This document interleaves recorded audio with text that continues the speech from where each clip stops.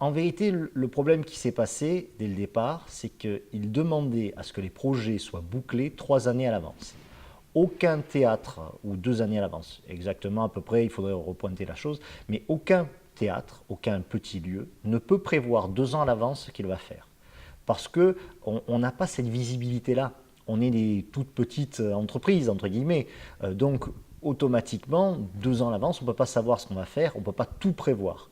Nous, notre visibilité, elle est à 1 an, elle est sur une saison. Sur une saison, on sait ce qu'on va faire, mais la saison d'après, on ne sait pas encore. Ça dépend de ce que les clients vont faire, c'est-à-dire les gens qui viennent voir les spectacles. Ça dépend des compagnies qu'on va pouvoir trouver, avec lesquelles on va pouvoir travailler. Ça dépend des spectacles qu'on va monter. Et tout ça, nous, on ne peut pas le prévoir à l'avance. Et donc, les subventions étaient données en fonction des projets qui étaient déposés.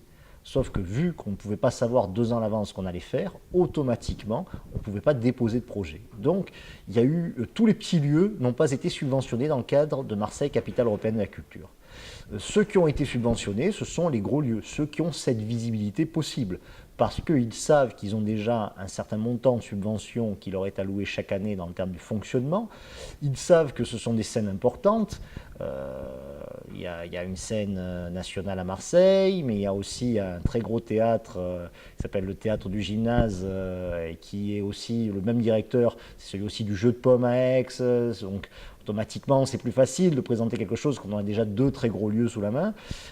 Et il y a, bien entendu, la Friche de la Belle de Mai, qui est un projet, qui est un très gros projet dans lequel beaucoup de politiques sont impliqués. Donc, évidemment, ça a amené un certain nombre de subventions beaucoup plus facilement vers ce projet-là, qui est un projet de développement dans un territoire qui est difficile, ce qu'on ne nie pas, mais qui en a beaucoup plus profité, évidemment, que les autres.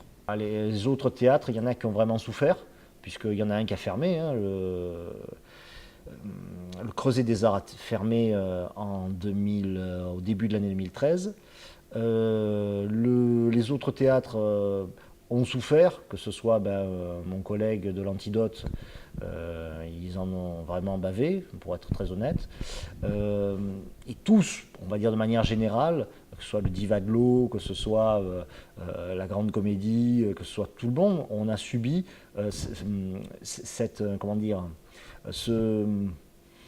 fait d'être un peu ignoré pendant cette année de la culture. Enfin, prenez les journaux principaux, ils ont essentiellement parlé des gros événements, parce que c'est estampillé capitale européenne de la culture. Pendant 1 an, on n'a pas eu d'article sur l'Archange, sur un spectacle qui s'est passé à l'Archange. Je dis l'Archange parce que j'en suis le directeur, mais en regardant évidemment les journaux régulièrement, les autres lieux, ça a été la même chose. Ils ne vont pas vous dire que NP 2013 n'a pas marché, moi je ne dis pas ça non plus. Je dis que ça a marché sur un point, mais que ça n'a pas marché sur un autre. Et je pense qu'à un moment donné, ils ont voulu se concentrer sur quelques gros événements, mais il n'y a pas d'après. Les gros événements, ça ne fédère que des gros. Ça ne peut pas fédérer des petits. Et aujourd'hui, les petits, nous, ce qu'on demande, c'est un projet à long terme pour qu'on puisse fédérer, pour qu'on puisse continuer à exister. Ce n'est pas le tout d'avoir fait Marseille, capitale européenne de la culture. S'il n'y a pas d'après, ça ne sert à rien. Aujourd'hui, il y a un après pour les musées parce qu'on les a construits. Effectivement, il y a de très beaux musées à Marseille. Très bien. Merci, bonsoir. Et après, qu'est-ce qu'il y a d'autre? Et je suis persuadé que, pour l'instant, les dirigeants de Marseille, capitale européenne de la culture, de MP13, ils ont fait de la manière la plus honnête possible, on va dire, leur travail, mais ils l'ont peut-être très recentré, leur travail. Ils n'ont peut-être pas suffisamment ouvert à tout le monde.